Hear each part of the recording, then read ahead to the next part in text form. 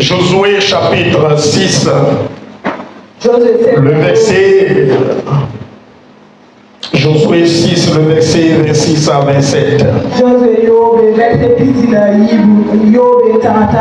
Josué 6, le verset 26 à 27.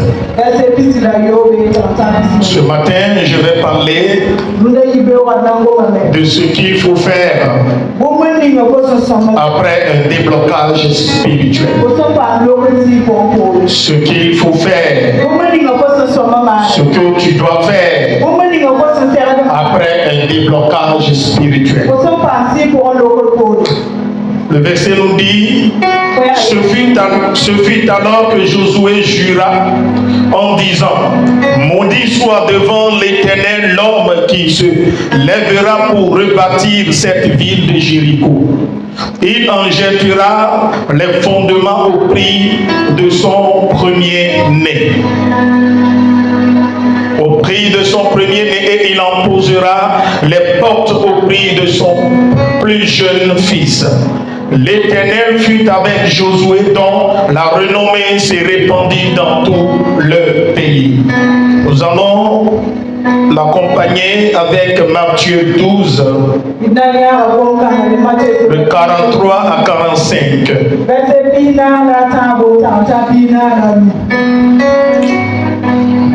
Matthieu 12, 43 à 45.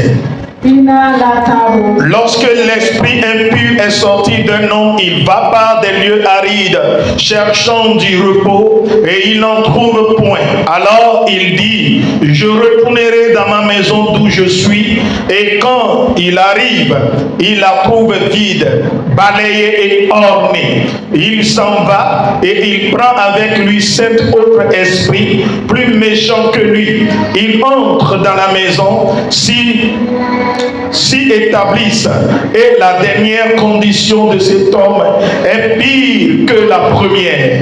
Il en sera de même pour cette génération méchante. Amen. Veuillez vous asseoir.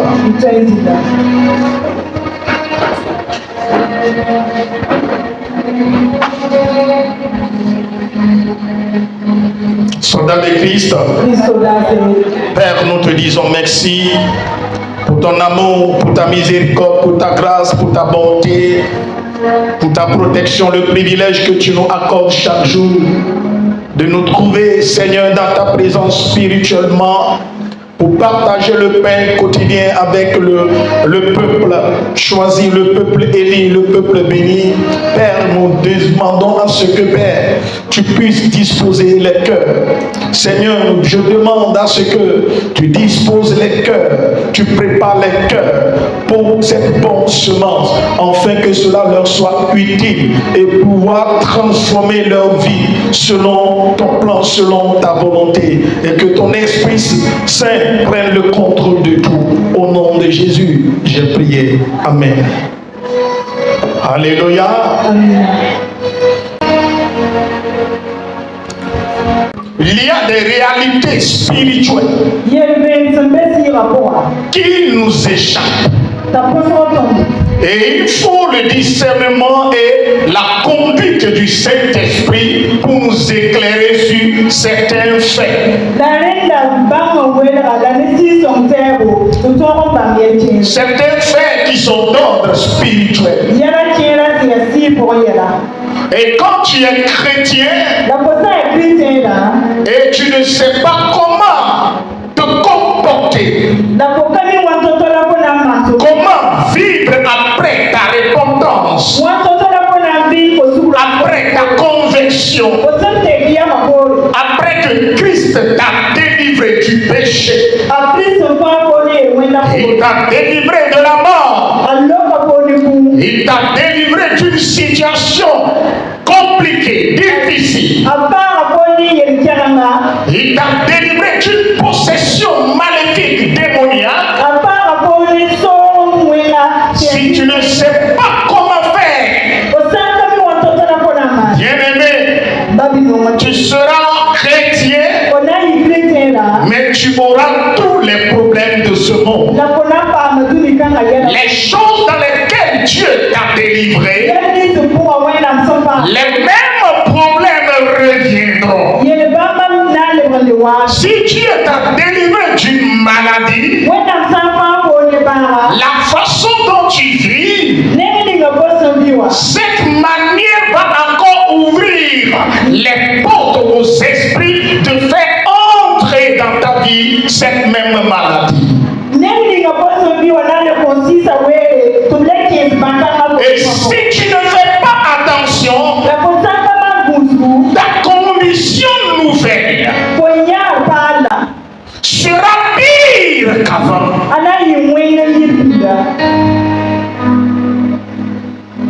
C'est pourquoi quand Dieu te délivre d'une situation quelconque, quand Dieu débloque ta vie sur le plan spirituel, il y a des choses à faire.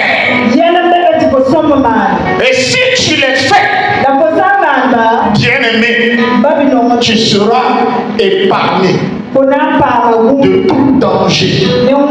Tu seras épargné de beaucoup de choses. Et ta vie sera sécurisée.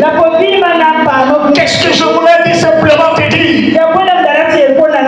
Après être délivré, fais tout pour être sécurisé. Fais tout pour sécuriser ta propre vie. Si tu ne le fais pas, sécurise ta vie. En faisant quoi? En rejetant catégoriquement un premier point. Il faut rejeter catégoriquement le problème dans lequel Dieu t'a fait sortir. De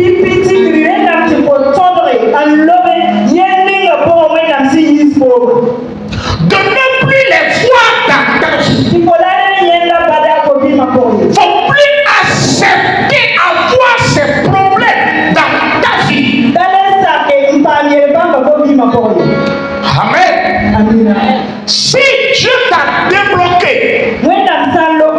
tu étais pauvre, ta vie est bloquée, et Dieu t'a débloqué sur le plan professionnel, sur le plan financier. Il faut combattre la pauvreté jusqu'à ta mort. Là, ta vie sera en sécurité. Moïse a délivré le peuple de la main de Pharaon. Mais il a oublié de poser un acte. Le peuple est sorti de l'Égypte en étant joyeux, en étant heureux. Mais lorsque le peuple s'est retrouvé devant la mer Rouge, le peuple fait face à un autre obstacle.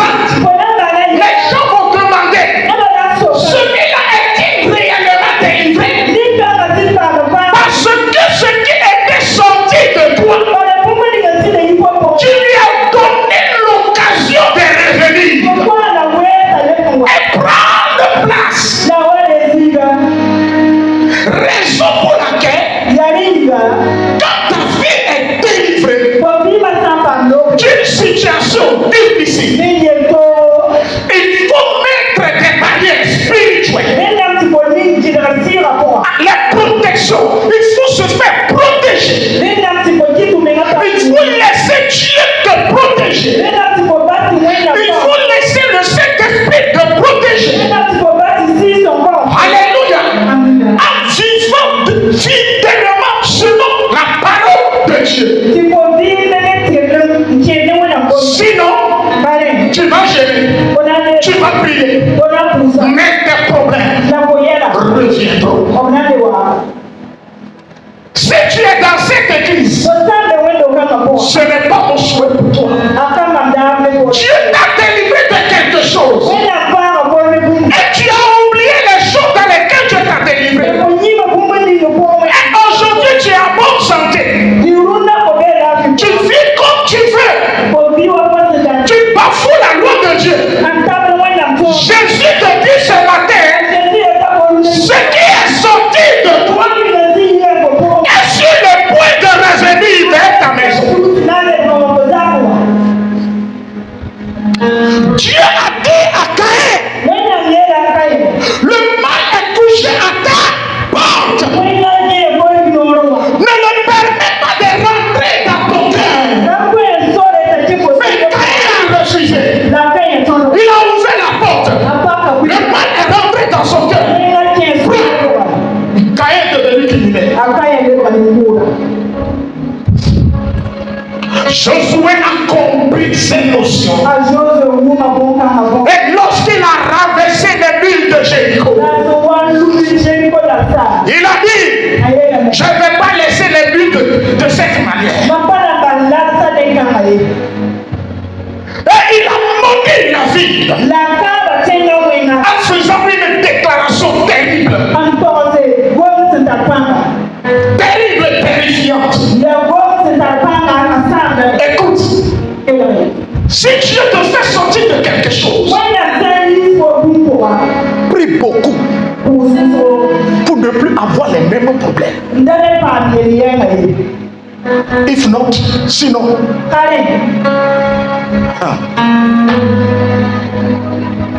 tu seras surpris. Tu seras surpris. Josué a compris cela. Il dit, je ne verrai plus ce genre d'obstacles dans ma vie. Ce mur-là, je ne le verrai plus dans ma vie. De mon vivant, même après moi. Car celui qui un jour va se lever, donc qui va se lever pour relever encore ses obstacles, pour reconstruire ses barrières, la personne va payer, va reconstruire la ville au prix de la vie de ses enfants. C'est une parole sévère. Ça veut dire quoi? Quand Dieu te délivre de quelque chose, il ne faut plus jouer avec ta vie. Tu ne donnes plus accès au diable dans ta vie. Sinon, il va te partager.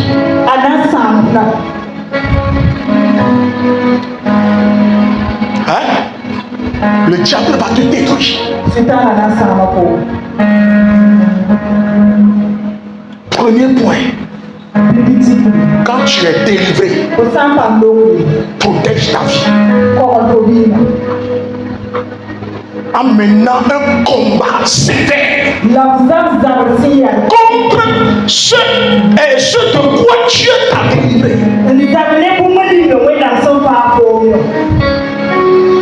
Si Dieu t'a délivré du sida, le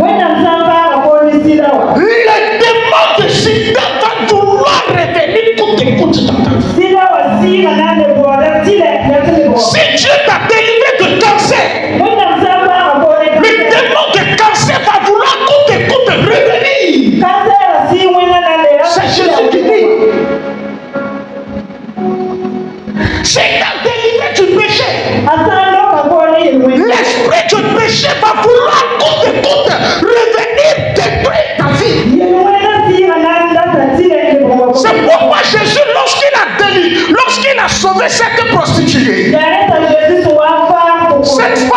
cette femme adultère. Qu'est-ce que Jésus lui a dit? On ne t'a pas accusé. Moi aussi je ne t'accuse pas. Va, ne fais plus la même erreur.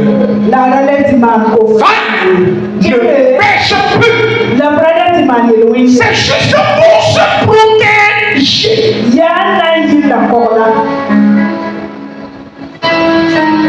Ça c'est le premier point. Est-ce que tu as oublié? Est-ce que tu as fait ce travail? Est-ce qu'aujourd'hui, jusqu'à aujourd'hui là, tu es assis et tu t'es demandé quelles sont les choses dans lesquelles Dieu m'a délivré? Et quels sont mes comportements? Comment je vis aujourd'hui? Est-ce que ce comportement me protège? Ou bien ouvre les portes autour de moi? J'arrive, il y a beaucoup de choses dedans.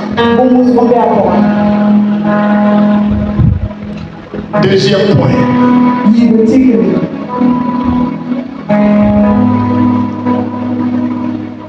Il faut te séparer absolument des vieilles habitudes. Il faut te séparer absolument des vieilles habitudes. La séparation absolue des vieilles habitudes. On va dire ça. Je vais vous dire quelque chose ce matin. Ça va vous choquer. Vous qui êtes chrétien et vous jouez avec la parole de Dieu, c'est votre problème. Vous vivez comme vous voulez, vous faites ce qui vous plaît, tout en pensant que Dieu est amour. Je vais vous lire ça. On va lire. Le peuple de Dieu, Israël, est délivré de quoi? De l'esclavage. Et ils étaient en esclavage pendant combien d'années? 430 ans, oui ou non? Et un jour, Dieu a envoyé Moïse pour les délivrer. Mais lorsque le peuple a été délivré de l'esclavage, et le peuple est arrivé sur la terre promise, écoutez-moi bien, toute la vie d'Israël est frappée d'une vague de domination.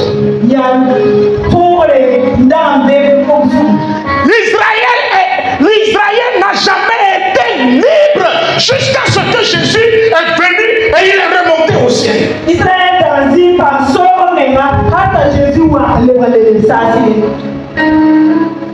Israël qui était dominé par Pharaon en Égypte pendant 430 ans, Dieu l'a délivré et Dieu les a envoyés. Dieu l'a envoyé sur la terre promise. Même sur la terre promise, Israël a été dominé. On va dire ça.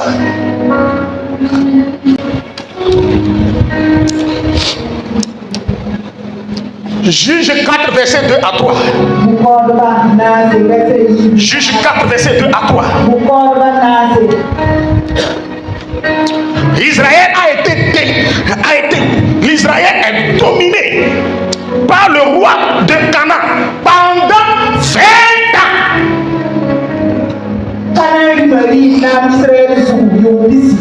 Juge.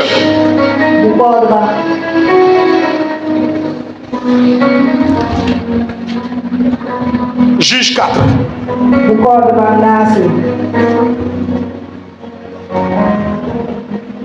Juge 4, verset 2 à 3. Sur la terre promise. Est-ce qu'ils sont libres? Joue avec ta bien. Écoutez. Et l'Éternel est vendit entre les mains. On dit les enfants d'Israël firent encore ce qui déplaît à l'Éternel après qu'Éhoud fut mort. Et l'Éternel les vendit entre les mains de Jabin, roi de Canaan, qui régnait à Assor. Le chef de son armée était Sisera et habitait à Arosheth-Goïm. Les enfants d'Israël criaient à l'Éternel car Jabin avait 900 chars de fer et il opprimait avec violence les enfants d'Israël depuis 20 ans. L'Israël est retourné dans l'idolâtrie. L'Israël a abandonné la loi de Dieu. Et sur la terre promise, le lieu où ils sont censés être libres, être heureux, être bénis, le lieu où il y a le miel et le lait, ils sont dominés dans ce lieu. Pendant combien d'années? 20 ans.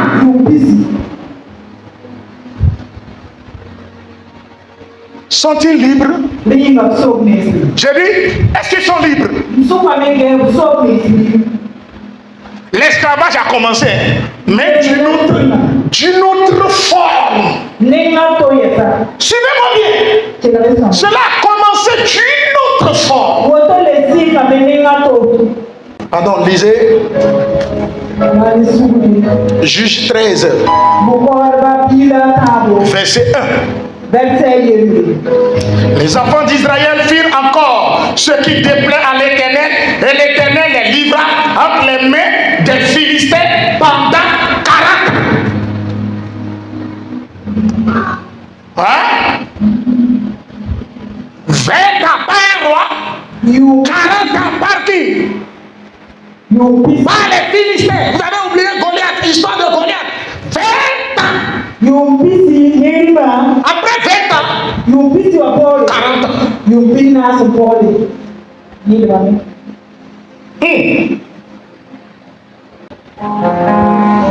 Juge 3, verset 12 à 14. Les enfants d'Israël firent encore ce qui déplaît à l'Éternel, et l'Éternel fortifia Églon, roi de Moab. Donc on appelle ça domination moabite.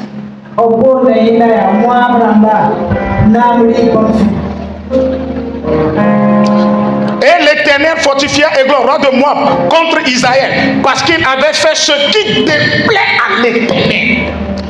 Églon réunit à lui les fils d'Amon et il bâtit Israël. Et il s'emparait de la ville des palmiers. Et les enfants d'Israël furent asservis 18 ans. 20 ans, 40 ans, 18 ans. Il y en a plein. Vous allez voir. La domination de la domination mésopotamienne, 8 ans.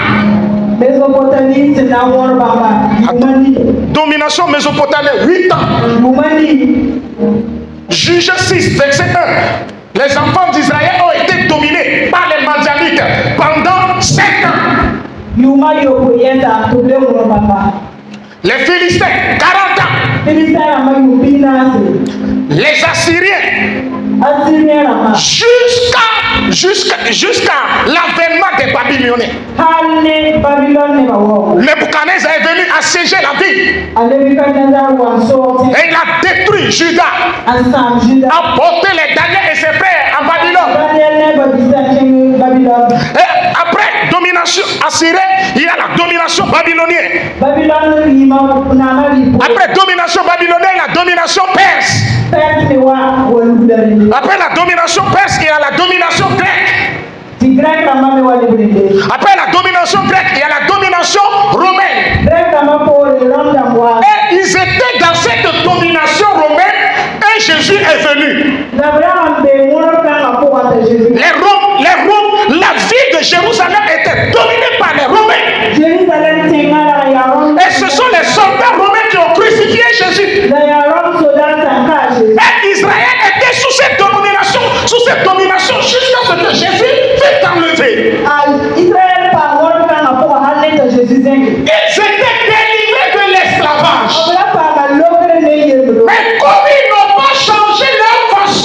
agir, leur manière de vivre, ils jouent avec la parole de Dieu. L'Israël, à chaque fois que Dieu le délivre, quand Israël a un problème, elle se tourne vers Dieu.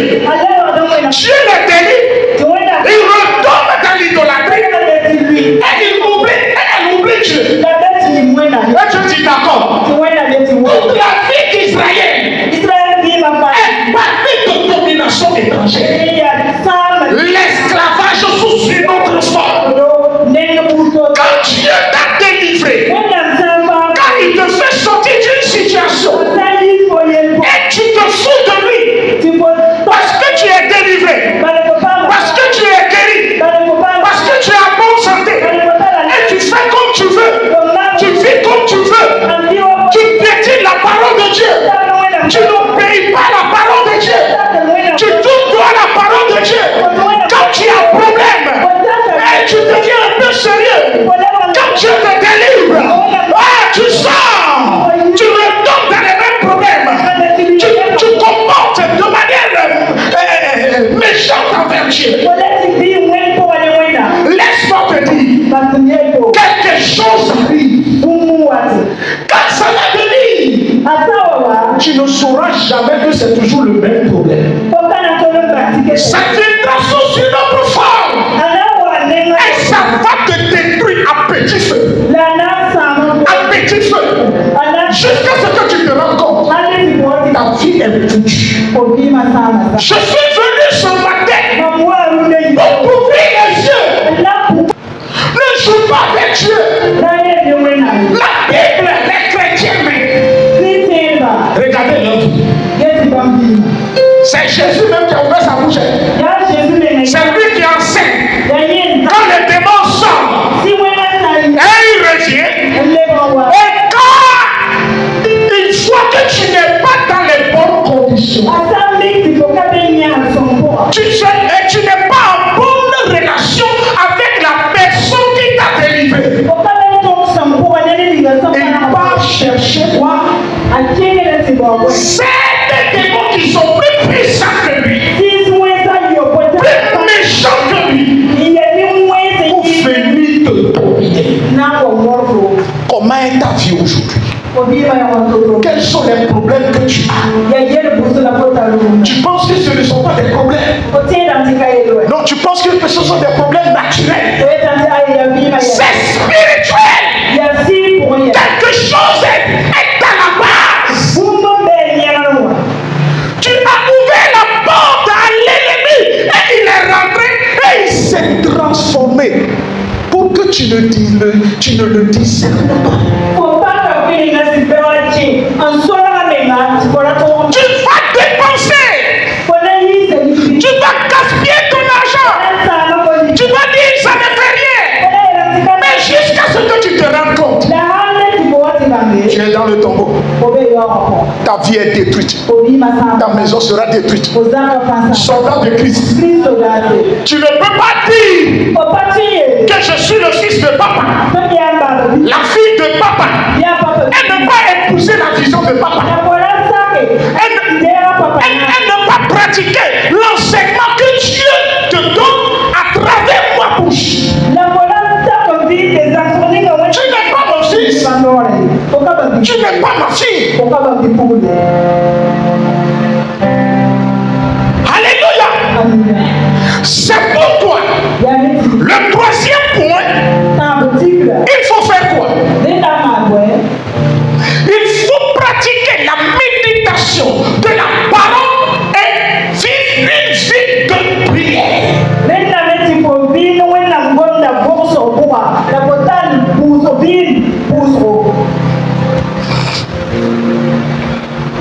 Toi-même tu te connais. Tu sais que tu ne te maîtrises pas. Lorsque tu es devant une fille, mais tu fréquentes les filles chaque jour, et tu permets à ce que vous ayez des conversations qui vont t'amener à tomber, à chuter. Tu vas tomber. Ce matin-là, je ne suis pas venu pour te dire tu es béni. Je suis venu pour t'ouvrir les yeux. Toi, tu es dans les problèmes. On t'a délivré. Au lieu de bien vivre pour se protéger, tu vis comme si tu n'as pas de Dieu. Tu n'as pas un Dieu dans ta vie. Tu fais comme si tu n'as personne. C'est toi-même qui te garde en vie. Tu prends Dieu comme un enfant. Tantôt tu es dans l'idolâtrie. Tantôt tu es dans le christianisme. Tantôt tu es chrétien. Tantôt tu ne l'es pas. Qui trompe qui? Qui trompe qui? Satan aussi te voit. Qu'est-ce que j'ai dit? 4e point. 4e point. 3e point. Ne pas faire quoi? Il faut vivre une vie de prière et de méditation de la parole de Dieu. Pourquoi la parole, la méditation de la parole? Tu vas nourrir par la méditation de la parole ton âme, ton esprit. Et cela va te faire grandir en esprit. Raison pour laquelle vous allez voir dans Acte 2, verset 42, lorsque les 3000 disciples ont été délivrés du péché et furent baptisés, la Bible a dit, ils persévéraient dans l'enseignement des apôtres, dans la prière. Vous voyez, s'ils ne le font pas, le péché viendra les réclamer. Le vieil homme est toujours là. Le mal est toujours, il rôde toujours. Satan est chassé du royaume de Dieu. Mais il est toujours présent du royaume. Et il fait tout pour entrer dans l'église et détruire le plan de Dieu. L'ennemi est toujours là. Le mal est toujours là. Il ne faut pas laisser ta vie à la merci des démons, à la merci de la maladie, à la merci des blocages spirituels. Oui, Dieu t'a sauvé. Dieu t'a guéri. Dieu t'a délivré. Pour plus poser des actes qui vont attirer le malheur sur ta vie.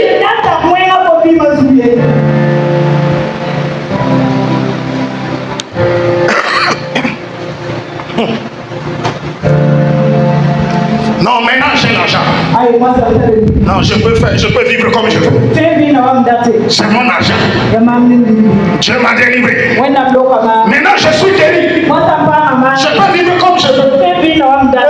Fais attention. Fais très attention. Il faut prier. Jésus nous exhorte à prier chaque jour. Et il dit, priez sans cesse. Si tu ne pries pas sans cesse, les choses dans lesquelles le Seigneur t'a délivré, l'ennemi va tout faire pour te faire rentrer dans ces choses. Il va tout faire pour amener les mêmes problèmes. Il va tout faire pour ramener les mêmes fardeaux. Le diable n'est pas content de ta délivrance.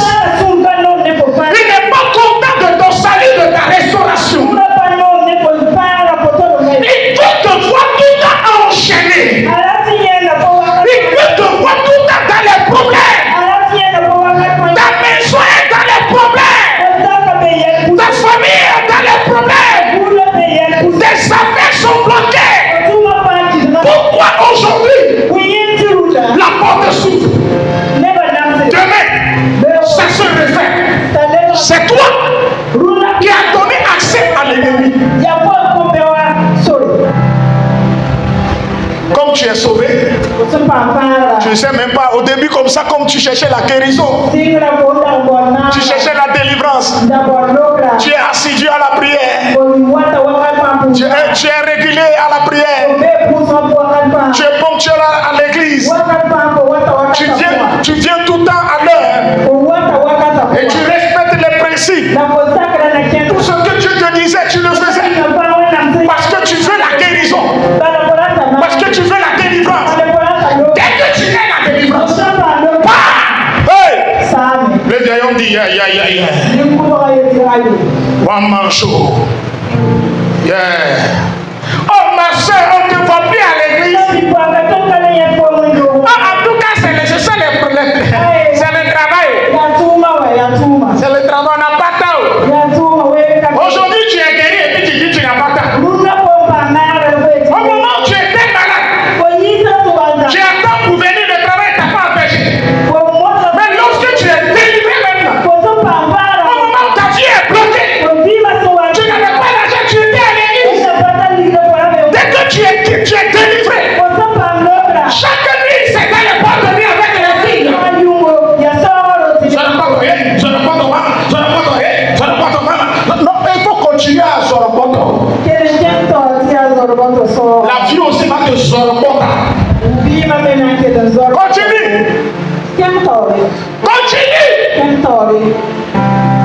Continue à vivre comme tu veux. Tu penses que tu vas sortir des problèmes. Le diable a trompé le peuple juif. Il n'y a plus Pharaon. Mais l'esprit de Pharaon a pris plusieurs formes pour venir les dominer. Tantôt le problème est venu 40 ans.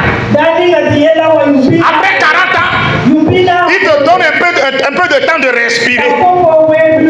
Après 40 ans, c'est 20 ans. Et il te donne encore le temps de respirer. Un autre problème vient, pas 18 ans. Un autre vient, 7 ans. Tu vas pleurer, tu vas dire Seigneur, je t'ai fait quoi? Pourquoi ma vie est comme ça? C'est comme un de mes enfants qui est tombé de l'escalier et dit Seigneur, je t'ai fait quoi? Il est parti chercher le travail, il n'a pas eu le travail en descendant de l'escalier. Puis il est tombé, les deux se sont retrouvés par terre. Et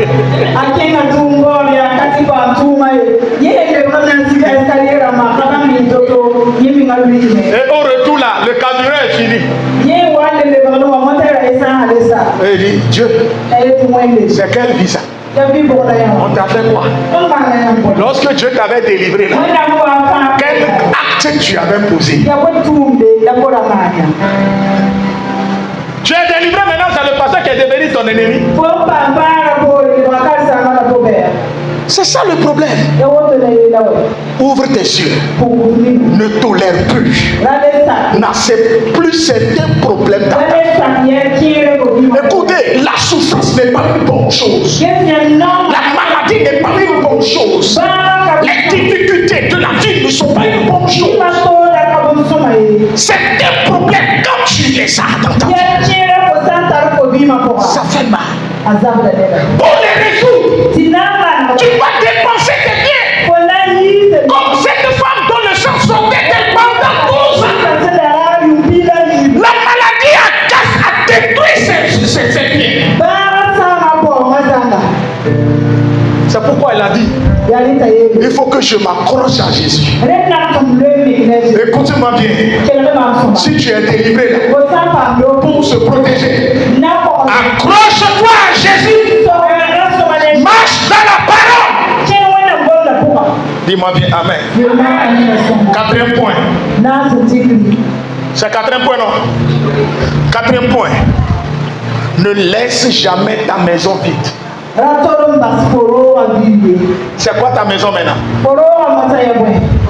Your heart. Ton cœur.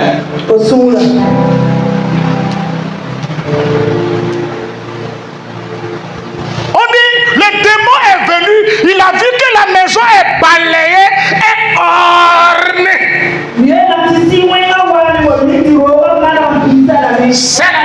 C'est bien balayé, orné, mais il n'y a personne pour l'habiter. Jésus t'a lavé, il t'a sanctifié, mais dans ton cœur, Jésus n'est pas là. Ton cœur est vide de la parole, ton cœur est vide du Saint-Esprit, ton cœur est vide du Seigneur. Tu n'as pas donné ton cœur au Seigneur. Laisse-moi te dire, si tu es un chrétien qui a refusé de donner son cœur à Dieu, ta maison restera vide. Le sang t'a lavé, le sang t'a nettoyé, mais les démons viendront y habiter. Tu vas penser que tu es chrétien, mais tu n'es pas un chrétien. Tu es possédé.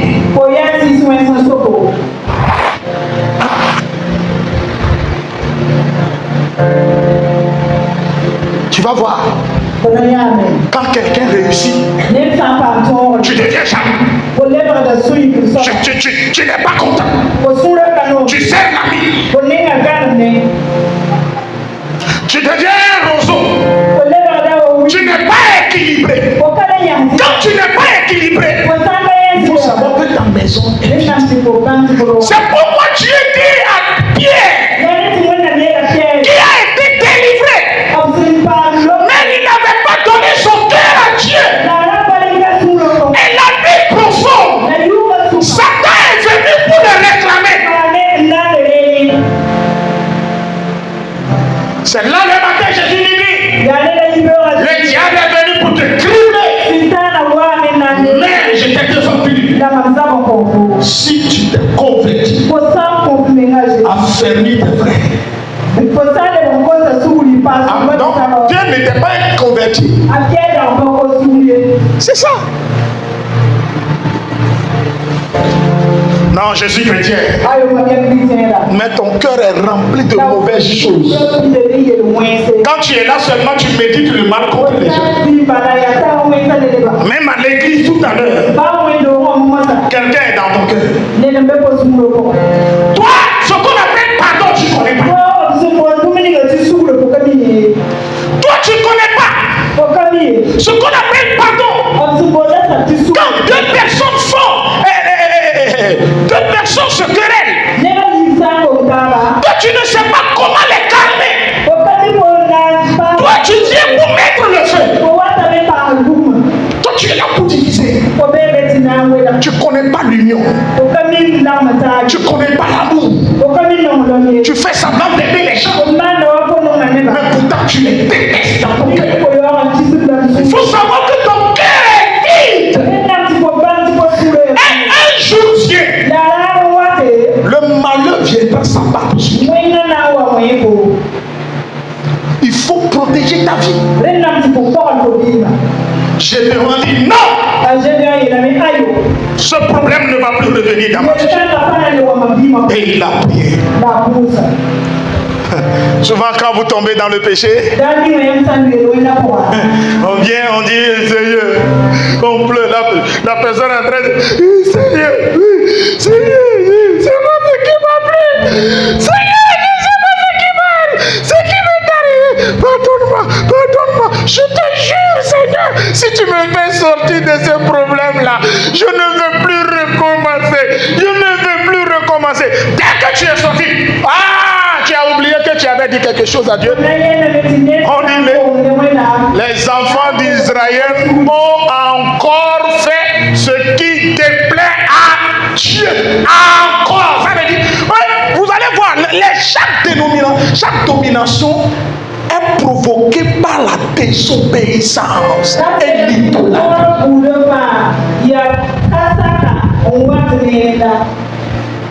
Désobéissance à Dieu là, ça attire l'ennemi dans ta vie. La désobéissance à Dieu attire la pauvreté.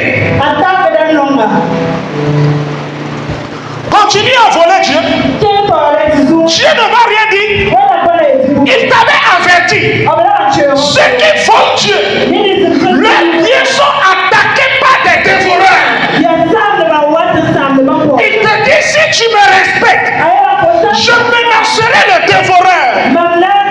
Toi, tu as choisi de traiter avec le dévoreur.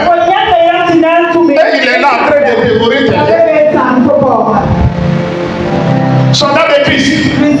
Aujourd'hui au Nigeria, dans le monde entier aujourd'hui, il y a toutes sortes d'enseignements.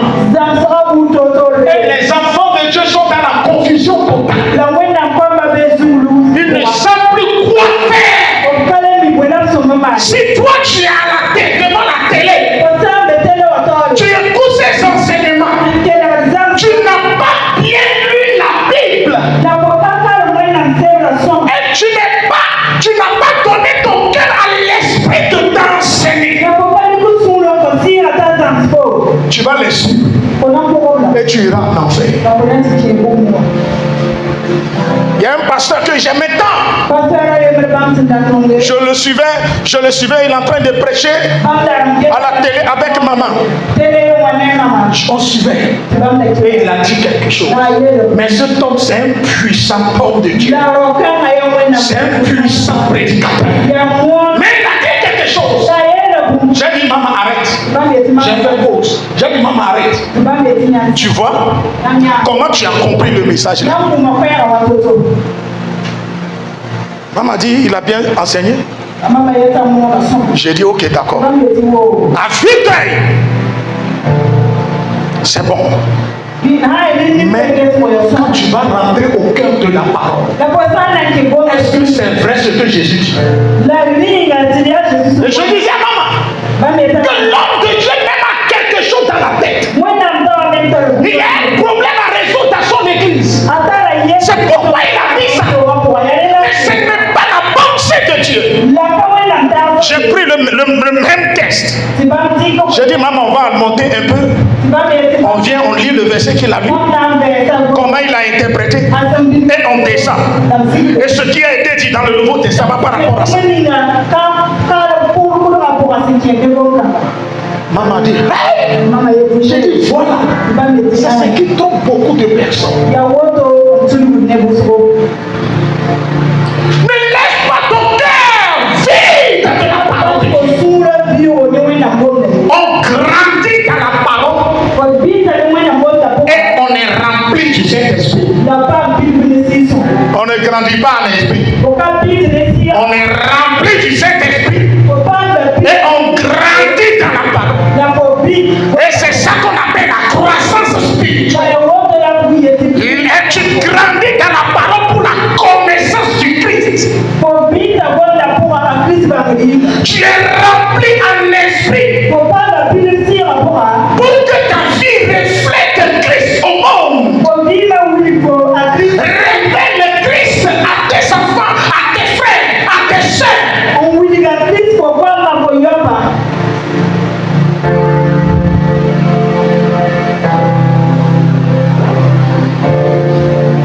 Je dis à ma femme tout le temps, tu es entrepreneur. Dans ton travail, révèle Christ. Révèle toujours Christ. Christ au cœur de tes affaires. Ne mets pas Christ en dernière position. Ne piétine pas quelqu'un. Ne construis pas ton bonheur sur l'amertume, la souffrance de quelqu'un. Elle est là-bas.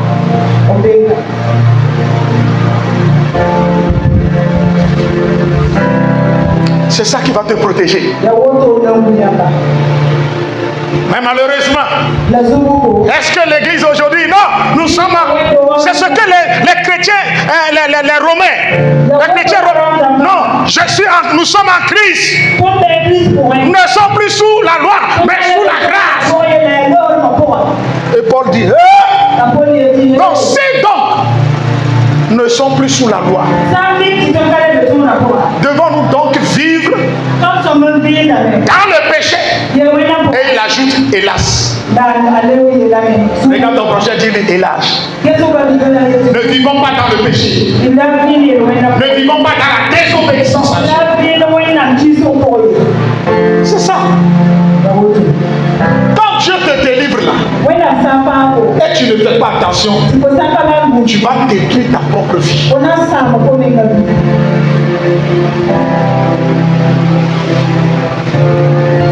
Allez. Tu vas baisser la tête. Dis Seigneur, je suis fatigué. Je reconnais ce matin qu'il y a certaines erreurs dans ma vie. Je n'ai pas su protéger ma vie. Je me suis laissé aller. Seigneur, je reconnais que je vivais comme je voulais. Seigneur, à un moment donné, tu m'as délivré de la pauvreté. Tu m'as donné des millions. Mais je n'ai pas su les garder. Seigneur, tu m'as béni. Mais je n'ai pas su protéger cette bénédiction. Seigneur, tu m'as délivré de la mort. Mais je me suis éloigné de toi. Je me suis égaré. Seigneur, tu m'as restauré. Et je me suis retourné dans le monde. Et voilà les conséquences aujourd'hui. La souffrance est à ma porte.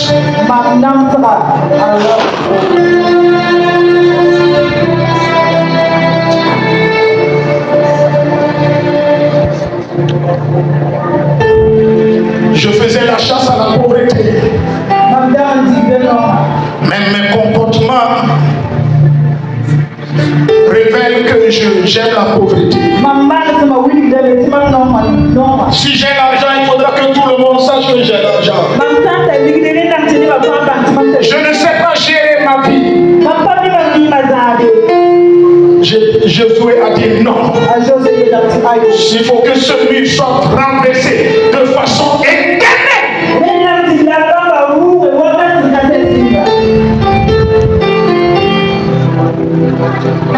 Oh.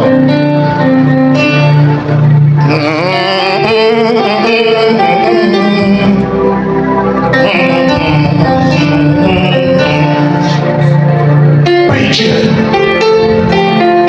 Dis Seigneur, ça suffit. Je reconnais.